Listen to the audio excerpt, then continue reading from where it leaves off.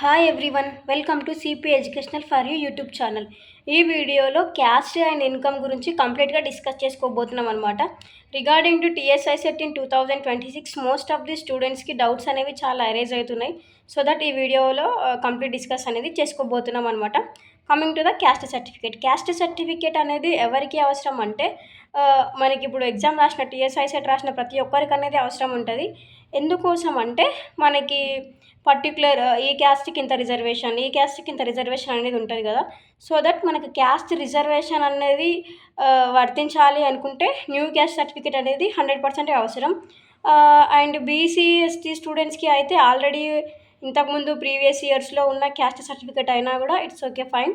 Because of caste certificate అనేది 10 years validity ఉంటుంది కాబట్టి ఇప్పుడు న్యూది లేకపోతున్నా కూడా ఏం కాదనమాట. బట్ ఎస్సీ స్టూడెంట్స్కి అయితే స్పెసిఫిక్గా ఖచ్చితంగా వాళ్ళు తీసుకోవాల్సి వస్తుంది. ఎందుకంటే ఇంతకుముందు ఎస్సీకి ఇన్ని సీట్స్ అని చెప్పి ఉండేవి.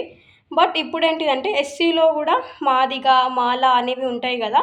సో దట్ వాళ్ళకి పర్టికులర్గా మాదిగకి అండర్ గ్రూప్ 2 ఇన్ని సీట్స్ అండ్ ఆల్సో మాలాకి గ్రూప్ 3 ఇన్ని సీట్స్ అని చెప్పి సెగ్రిగేట్ చేసారు అనమాట. ఎవరి సీట్స్ వాళ్ళకి, మాలాకి ఇన్ని సీట్స్, మాదిగకి ఇన్ని సీట్స్ అని చెప్పి చేసినారు. కాబట్టి మన పర్టికులర్ కేటగిరీలో మనకు సీట్ అనేది రావాలి అనుకుంటే, అంటే రిజర్వేషన్లో మనకు సీట్ రిజర్వేషన్ వర్తించాలి అనుకుంటే న్యూ క్యాస్ట్ సర్టిఫికేట్ అనేది అవసరం.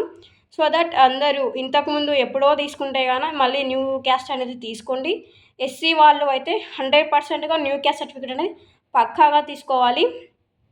Then coming to the income అనమాట. ఇన్కమ్ సర్టిఫికేట్ అనేది మన యాన్యువల్ ఇన్కమ్ అనేది 1,40,000 కన్నా తక్కువ ఉండేలా చూసుకోండి. అలా అయితేనే మనకు ఫీజు రియంబర్స్మెంట్ అనేది వస్తుందన్నమాట బై ద గవర్నమెంట్ నుంచి.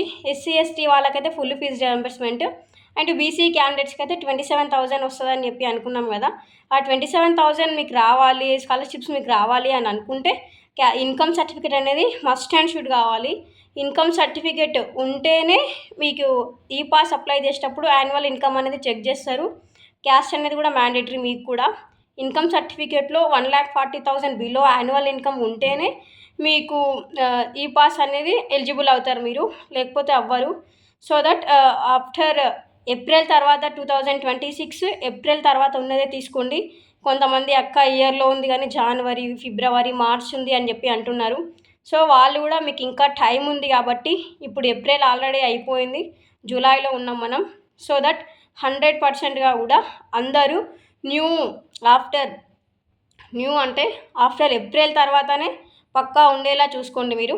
ఏప్రిల్ తర్వాత 2026లో ఉన్న ఇన్కమే ఉండాలి. దట్టు యాన్యువల్ ఇన్కమ్ అనేది 1,40,000 ఉండేలానే చూసుకోండి.